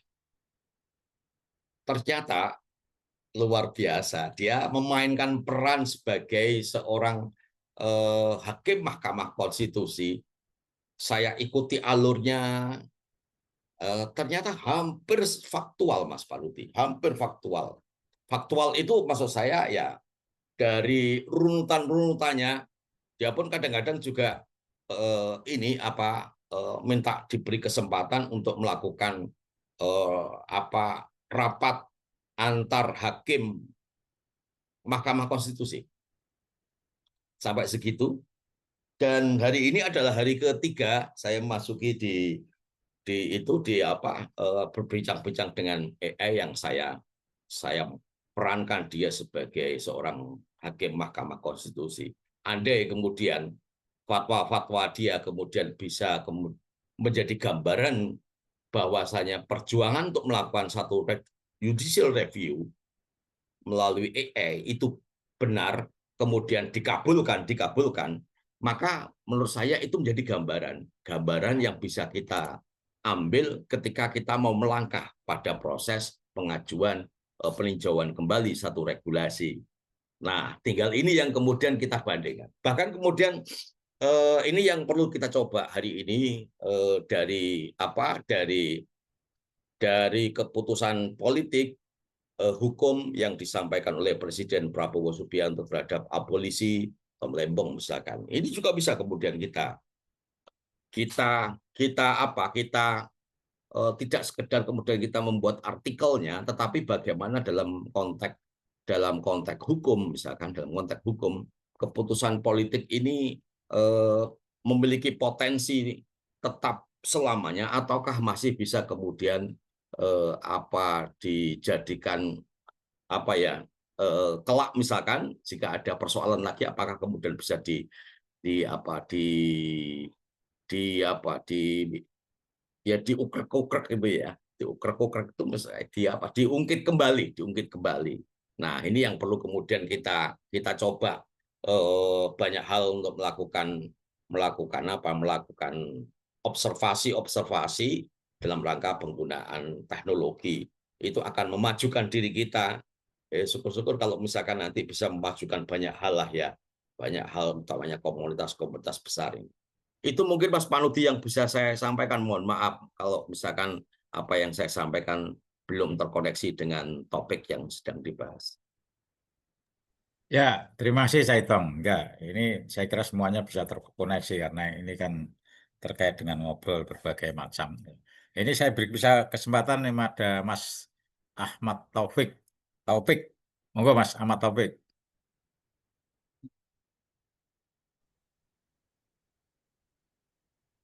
Ya, Assalamualaikum warahmatullahi wabarakatuh. Selamat Waalaikumsalam pagi warahmatullahi wabarakatuh. rekan-rekan TPP yang hadir di Zoom meeting pada pagi hari ini. Pak De Koco, Mas Parudi, Caitong yang selalu setia menemani kita di pagi hari ini. Ya baik, saya kira menarik memang berbicara terkait dengan desa tidak ada habisnya. Karena desa memang menarik untuk selalu kita cerita setiap pagi. Ya, karena memang desa itu unik. Ya, eh terkait dengan ekonomi yang ada di desa, apa yang disampaikan tadi Pak Dekoco terkait dengan BUMDes, apalagi Koperasi Merah Putih, dan ada satu lagi lembaga yang ada itu Bundesma. Ya, di desa dampingan saya itu atau di kecamatan dampingan saya itu tiga lembaga ekonomi ini sementara berbenah bagaimana tiga lembaga ekonomi ini ke depannya tidak saling tumpang tindih, Mas. Sehingga semua ke depan bisa jalan, Bundes jalan, Kopdes jalan, Bundesma juga jalan. Nah, yang terpenting dalam tiga lembaga ekonomi ini, saya pikir kekuatan data itu harus bagus. Ya, kekuatan data itu harus bagus supaya potensi-potensi yang ada di desa itu tergali dengan bagus. Dan kemudian kalau ini bagus kan ke depan tidak saling tumpang tindih. Ya, dan masing-masing jalan. Nah, di kecamatan dampingan saya itu, Mas, itu 90% kehidupan masyarakatnya adalah petani pekebun. Ya, petani pekebun. Sebagian ada PNS, TNI Polri, pengusaha, tapi mayoritas dia petani pekebun. Nah, petani pekebunnya itu adalah hasil pertaniannya yang mendominasi adalah tanaman cengkeh, ya tanaman cengkeh. Sehingga dia hasilnya itu dia per tahun. Beda misalnya yang horti kadang per 3 bulan. Ah, Sekarang ini menjadi tantangan di tiga lembaga ekonomi ini. Bagaimana ke depan bisa ini jalan. Nah, mungkin di Zoom meeting ini juga ada yang bisa memberikan solusi. Kalau misalnya 90% itu adalah dia petani pekebun, apa yang mesti dilakukan di pasca panen itu sehingga ekonominya di pasca panen itu tidak habis misalnya setiap panen cengkeh hasil panennya itu tidak habis 1 tahun ke depan. Ya, ada yang menutupi di selanya sebelum panen lagi. Kira-kira begitu. Dan ini juga yang menjadi tantangan di desa dampingan kami nih, Mas. Ya, sehingga memang diperlukan memang sebuah leader, baik itu leader kabupaten sampai kepada desa, mengkoneksikan semua ini potensi-potensi yang ada di desa. Nah, sekarang di kecamatan dampingan saya itu ada tanaman pangan, tapi ini kan tanaman pangan belum masuk dia pangan nasional yang berkelanjutan. Itu tanaman porang, Mas Panodi. Ya, tanaman porang. Ini sekarang yang lagi tren di kecamatan dampingan saya. Nah, memang setelah saya ke desa, memang ada beberapa desa memang yang memang eh, hasilnya itu cukup luar biasa. Per kakak itu bisa sampai bahkan ratusan juta bisa dia capai hasilnya itu satu kali panen. Ya, bisa sampai 100 juta, bahkan eh, ada sampai 200 jutaan. Cuma dia tanami sela-sela kebunnya itu. Ya, sela-sela kebun di kebun cengkeh itu. Nah, ini kemudian menjadi menarik. Kemarin saya ke desa dampingan saya, itu saya diskusi kepada desanya. Ke depan dia mau kembangkan itu porang dengan intervensi dana desa, karena untuk tahun ini itu belum ada intervensi dana desa ke tanaman itu karena secara legalitasnya belum ada. Nah, saya sampaikan kepada Pak Desanya bahwa kalau mau kita intervensi dana desa, ya kita minimal buat dulu kelompok porang ini yang bisa di-SK-kan oleh desa. Nah, ini menjadi menarik sebagai penopang ekonomi pasca panen cengkeh itu, Mas Panudi. Mungkin di Zoom ini juga bisa, siapa tahu ada solusi yang bisa disampaikan atau Pak Depoco, bagaimana ke depan pangan porang ini bisa masuk secara nasional, dia pangan yang dikategorikan bisa dikonsumsi oleh masyarakat Indonesia pada umumnya. Saya kira itu, Mas Panudi. Terima kasih. Assalamualaikum warahmatullahi wabarakatuh. Waalaikumsalam warahmatullahi wabarakatuh. Ya, monggo nanti dari Pak Dikoco, mungkin Cak Itong dan rekan yang lain dipersilahkan untuk menanggapi ini. Monggo Pak Dikoco. Nah, ini menarik ini ya. Setiap ada pertanyaan-pertanyaan yang mungkin tidak pernah terbayang di saya, itu saya melihat sebagai sesuatu yang menarik. Seperti yang tadi Mas Taufik tadi sampaikan tentang porang. Bisa bermula dari bagaimana kita mengidentifikasi potensi porang yang ada di wilayah Mas Taufik umpamanya, satu. Yang kedua, kemudian mengenali produk-produk turunan dari porang itu kira-kira apa aja sih. Ya kan, kalau porang sekilas yang saya pahami ya, nanti Mas Taufik bisa memberikan catatan kalau keliru. Bagaimana kemudian itu kemudian diproduksi menjadi chip, kemudian diproduksi menjadi beras porang dan seterusnya. Ini kan bagian-bagian yang secara teknologi kita bisa kita bisa cari tahu siapa yang bisa melakukan itu. Kemudian apakah bisa dilakukan di tempat kita. Secara teori ekonomi, Mas Taufik, kebetulan saya sempat belajar di ekonomi ya. Secara teori ekonomi kan proses produksi itu bisa dilakukan di tempat-tempat yang berbeda dengan pertimbangan masing-masing. Taruh kata nih, industrinya itu didekatkan dengan sumber bahan baku. Itu salah satu opsi. Kemudian industrinya bisa ditempatkan di tempat-tempat yang kemudian itu potensial konsumen dan seterusnya. Itu teori-teori lamanya seperti itu. Teori-teori barunya sekarang itu kan kita kemudian bisa menyelesaikan urusan dengan distribusi logistik yang sekarang sudah sangat luar biasa memungkinkan. Nah, ketika kemudian dulu berpikir kalau memproduksi tepung tapioka itu harus baiknya adalah di tempat yang kemudian di situ banyak ladang singkongnya gitu kan. Hari ini tidak juga terpikir seperti itu.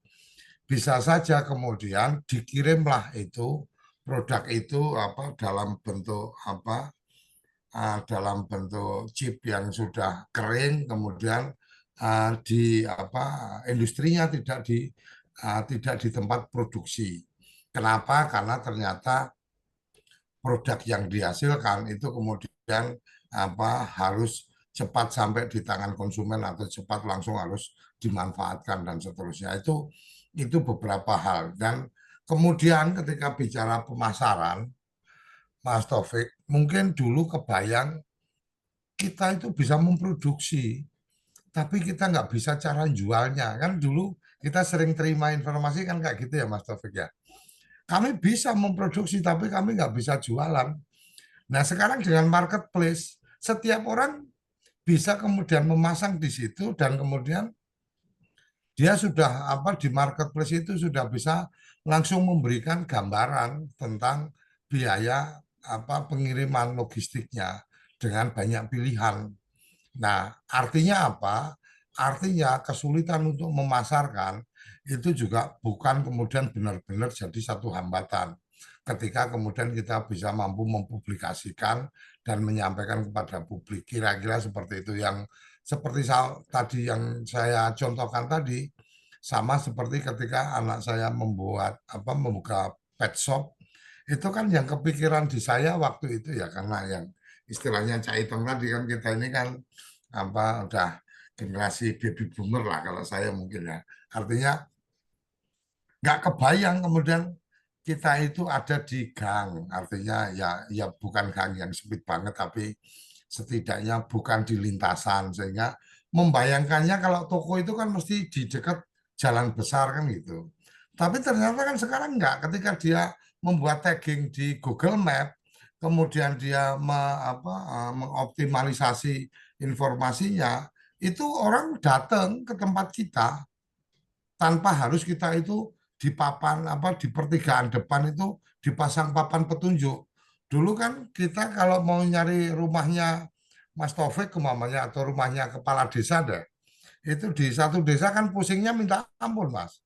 Tanya kemana dan seterusnya. Hari ini ketika kepala desanya sudah masang di Google Map bahwa rumah dia di sini, udah saya nggak perlu tanya siapa-siapa, cukup tanya dengan map saja, dia akan memberikan kebenaran dalam versinya kan kira-kira seperti itu. Udah langsung ditunjukin kalau kamu naik motor lewatnya sini, kalau kamu naik mobil lewatnya sini dan seterusnya. Itu kekuatan data. Kenapa kekuatan data? Karena si Google Map ini mengumpulkan data. Orang yang pakai mobil biasanya lewatnya sini, maka dia rekomendasikan itu. Kalau naik motor, kalau jalan kaki, orang yang jalan kaki lewatnya di sini nih. Oh berarti kalau kamu jalan kaki, kamu bisa lewat sini, bisa langsung turun ke sungai naik udah nyampe. Kalau motor nggak bisa lewat situ, harus ke mana dan seterusnya. Kekuatan data saya sepakat Mas Taufik. Nah, bagaimana kawan-kawan TPP ini mampu kemudian menyadari bahwa kekuatan data itu penting sehingga kemudian menginput data atau melakukan update data itu jadi penting.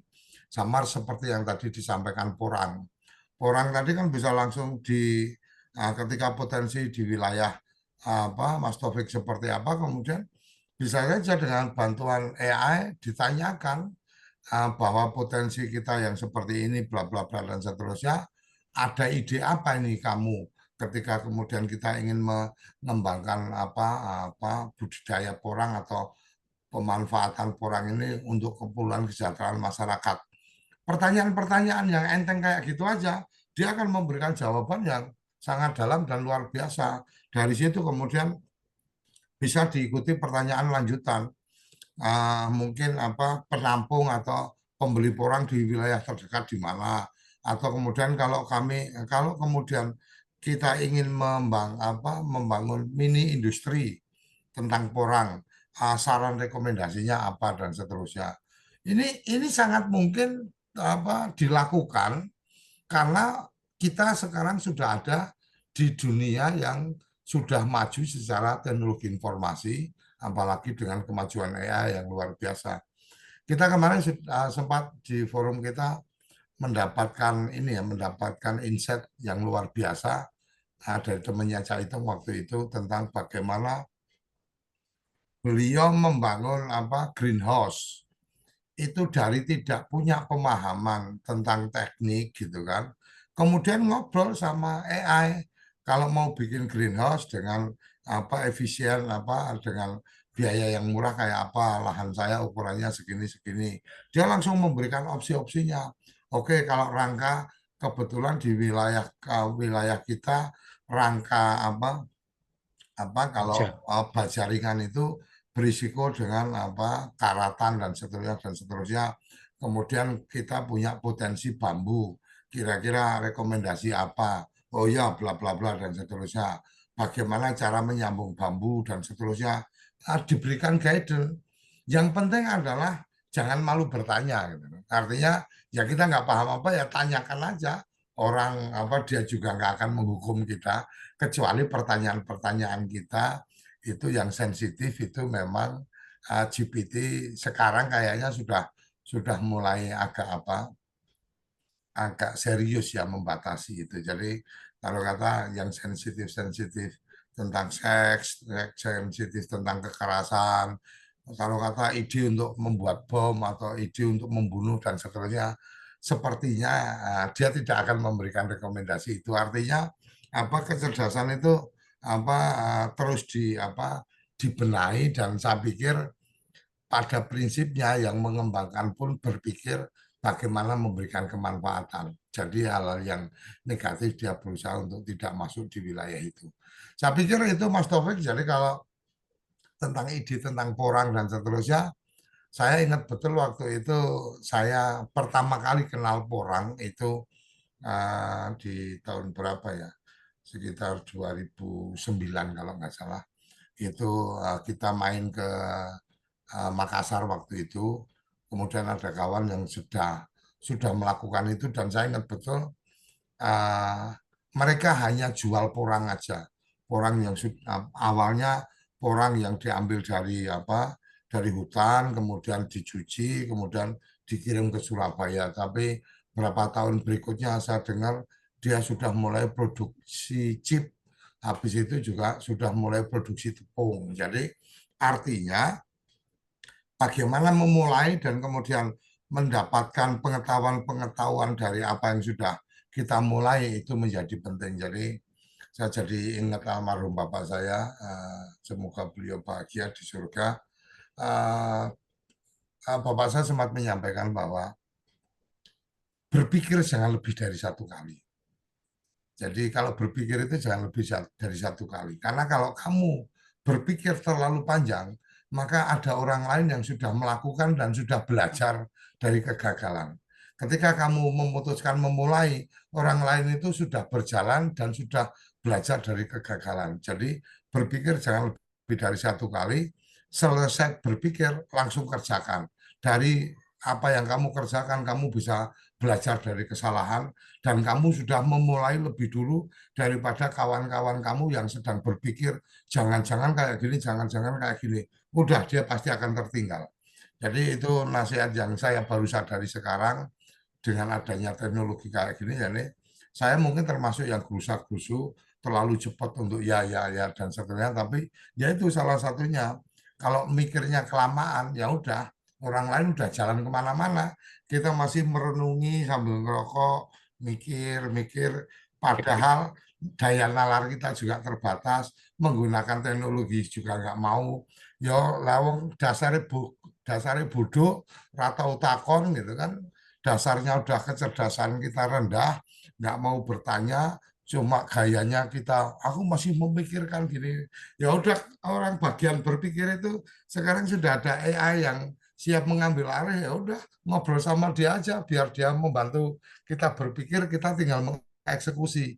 Yang tidak bisa dilakukan AI adalah membuat kopi, artinya merebus air dan seterusnya nggak bisa. Tapi bahwa dia merekomendasikan kalau mau bikin kopi yang enak itu merebus air dengan suhu sekian derajat, kemudian dituangkan secara pelan-pelan, dibiarkan dulu 3-4 menit, jangan diaduk, dan seterusnya. Dia punya teorinya, tapi dia melakukan, dia nggak bisa, kita yang bisa melakukan. Kira-kira gitu Mas Taufik. Jadi yakinlah, semangatlah bahwa ide untuk pemberdayaan masyarakat itu ada tempat kita untuk bisa berbagi, tinggal eksekusinya ya di kawan-kawan langsung. Saya mungkin bisa memberikan pemikiran bisa gini, tapi kan saya tidak di tempatnya Mas Taufik. Yang saya tidak tahu porang-porang itu di sana seperti apa. Saya baru tahu kayak kemarin ternyata kalau pupuk yang kita punya kalau ditabur ke porang itu pasti porangnya tidak akan tumbuh karena memang porang itu harus hidup di tempat-tempat yang teduh dan seterusnya. Kan kira-kira kayak gitu. Itu kan kita tahu ketika ketemu ngobrol-ngobrol. Oh gitu ya. Oh iya. Kalau ini nggak boleh Pak. Ini jangan dikasih karena ini pasti akan menghambat pertumbuhan karena memang dia butuh tumbuh dengan kondisi-kondisi tertentu. Jadi diberikan penguatan pupuk dan seterusnya malah tidak akan bagus dan seterusnya. Kira-kira kayak gitu Mas Taufik yang saya bisa respon dan saya berharap ya obrolan-obrolan seperti inilah yang kemudian menghiasi pagi kita untuk kemudian menambah ide-ide. Siapa tahu begitu tadi Mas Taufik cerita porang, kawan saya mungkin yang punya industri di Mojokerto waktu itu dia cerita bahwa kesulitan bahan baku dan seterusnya pabriknya saya tutup dan seterusnya. Siapa tahu kemudian saya jadi bisa menghubungi dan kalau ternyata dia industrinya bisa dipindahkan, siapa tahu saya bisa ngobrol Mas Taufik ini ada yang tertarik udah pindahkan itu pabriknya dari Mojokerto ke tempatnya Mas Taufik, coba diobrolin sama koperasi ya kan perlunya silaturahmi komunikasi semoga membuka ruang-ruang rezeki untuk kita dan memperpanjang umur kita. Kira-kira itu ya, Mas Taufik. Terima kasih tadi lontarannya Mas Panudi, monggo saya kembalikan. Ya, terima kasih Pak Dikoco tadi dah tanggapan ini dari monggo Cak Itong sekalian closing statement menanggapi dari Mas Taufik. Iya. Eh Kalau menanggapi apa yang disampaikan Mas Taufik tadi, ya sebetulnya berkaitan dengan pasar dan sebagainya itu kan tinggal ini ya, tinggal kita mencoba dengan cara mengakses berbagai macam link-link yang berkaitan dengan pemasaran porang. Banyak sekali di sana nanti dan bisa dihubungi mereka. Nah, sehingga memang teknologi menjadi bagian penting itu Mas Panuti, Mas Tamat Taufik, untuk kemudian kita manfaatkan dia sebagai mitra pikir, mitra tindak kita, sehingga posisi kita ketika mau memecahkan satu masalah bisa kita mulai dari sana, baru kita melakukan interaksi dengan manusia dengan interaksi sosial, gitu ya. Sehingga nantinya selain kita mencoba untuk mengejar ketertinggalan, hal yang paling penting adalah bagaimana kita kemudian bisa mengambil referensi-referensi yang kita dapatkan dari kita mengakses berbagai macam marketplace tadi itu. Lalu kita juga bisa menjadi akan menjadi bagian penting dari pendistribusian informasi ya. Menjadi bagian penting dari pendistribusian informasi karena sebetulnya informasi sudah terpancar luas. Nah, mampetnya itu kan karena informasi itu tidak ada yang mengakses atau kita tidak mengakses dia gitu ya. Jadi mampetnya informasi itu bukan karena informasi tidak galak pada kita, tetapi kita yang tidak menjemput dia sehingga semacam informasi yang sedang berada di dunia maya ini kemudian tidak bisa kita tangkap, termasuk misalkan urusan porang yang disampaikan sama Taufik tadi itu. Nah,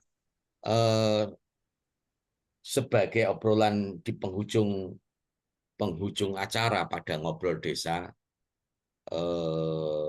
hal yang patut kemudian kita perkuat diri adalah bagaimana kemudian neraca interaksi sosial kita di darat atau offline begitu ya, dengan interaksi sosial kita di dunia maya itu tampaknya harus sepadan Sehingga neraca itu ketika balance, begitu ya, neraca interaksi kita balance, maka kita akan kemudian dapat menyesuaikan dengan berbagai macam situasi. Karena perkembangan-perkembangan semuanya sudah terhampar di dalam dunia maya.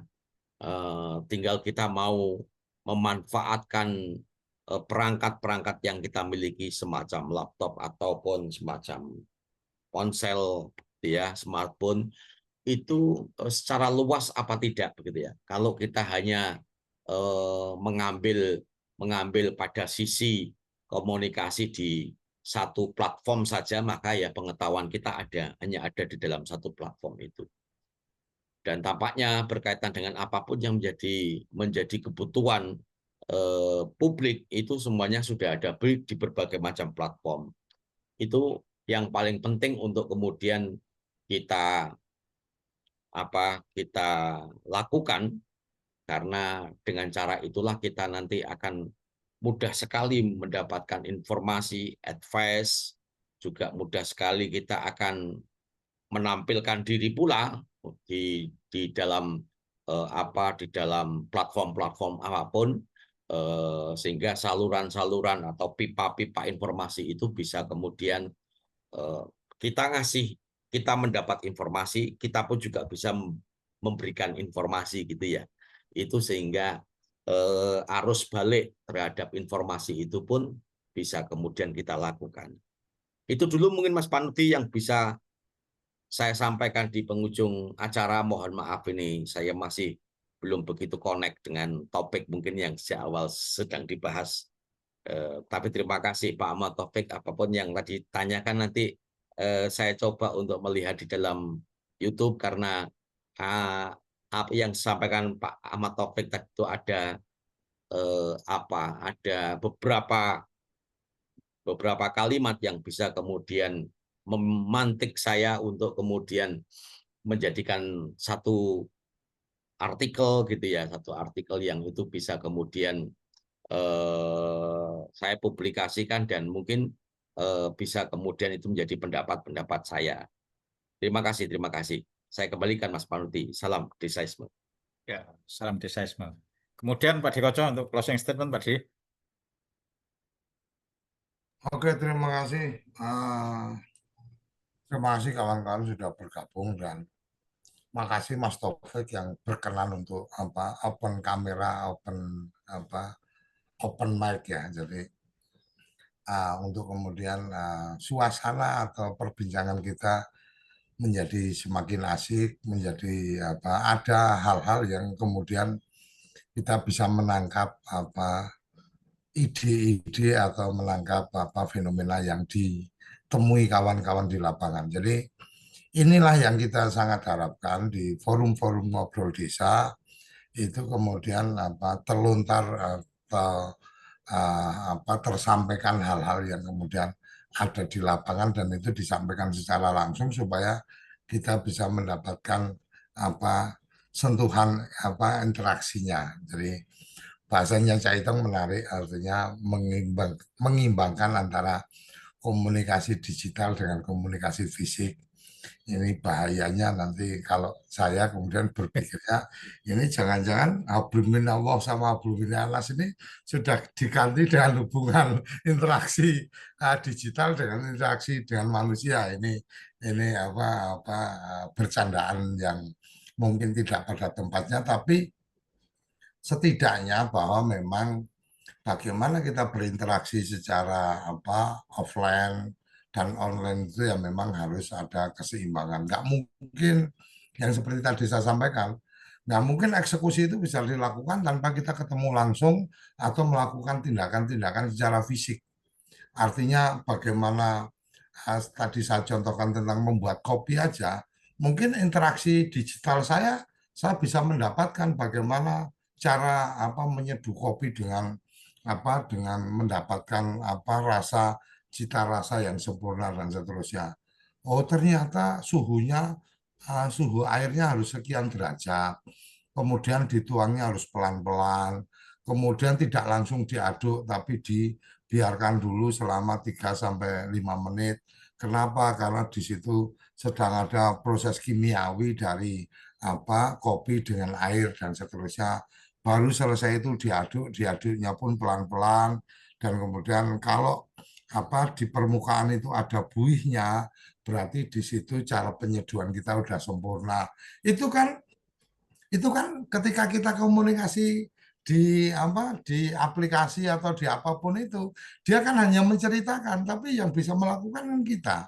Nah, ini bagian-bagian yang mungkin tadi disampaikan pesan oleh Caitong bahwa ya interaksi atau melakukan kegiatan langsung ya harus berimbang, jangan kemudian tahu teorinya tapi begitu ditanya pernah nyoba belum, nah, ya kan jadi aneh gitu kan ketika Suryo Koco cerita tentang bagaimana nyeduh kopi, tapi ditanya pernah nyoba beda rasa antara yang dengan cara itu sama yang langsung diaduk. Ketika saya belum pernah melakukan, saya nggak bisa mengatakan. Tapi ketika, oh iya, sama-sama kopi saset, tapi kalau perlakuannya kayak gitu, aromanya bisa lebih keluar. Kemudian pahitnya lebih beda rasa dan seterusnya. Kenapa? Karena saya sudah mencoba mempraktekkan, kan kira-kira seperti itu.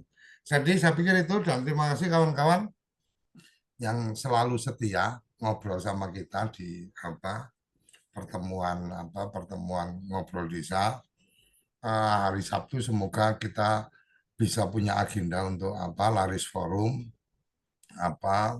besok, walaupun kita masih sedang mencoba meminta waktu salah satu narasumber, karena kita sudah sepakat tiap Sabtu jam 10 sampai setengah 12 kita akan mencoba berbincang tentang peluang-peluang bisnis di Laris Forum.